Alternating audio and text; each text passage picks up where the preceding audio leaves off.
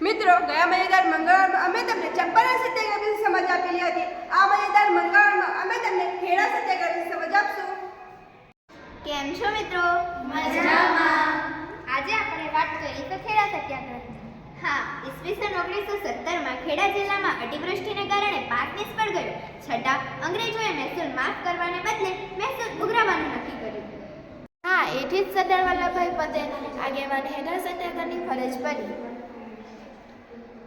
વલ્લભભાઈએ વકીલાત છોડી સેવાવૃત્ત સ્વીકાર્યું. આ લડતમાં વલ્લભભાઈ નેતા તરીકે ઉભરી આવ્યા. ગાંધીજીએ ખેડૂતોને કહ્યું, સરકાર આપણી માંગણી ના સ્વીકારે તો આપણે મહેસૂલ ભરવાનું નથી. પણ સરકારે મહેસૂલની રકમ ઉઘરાવવા જપ્તી કરી હતી. હા મિત્રો, તમને ખબર છે, મોહનલાલ પંડ્યાએ અંગ્રેજોએ જપ્ત કરેલા ડુંગળીના ખેતરમાંથી ડુંગળીનો પાક કાપી લાવ્યા.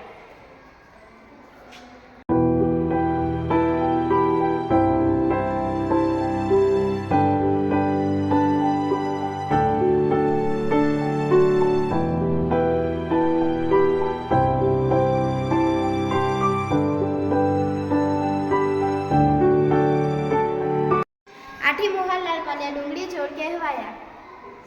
આ સત્યાગ્રહમાં અંતે સુખી કુટુંબ મહેસૂલ ભરે તો ગરીબોનું મહેસૂલ માફ કરવામાં આવ્યું.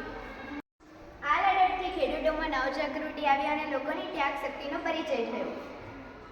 ભારત માતા કી જય!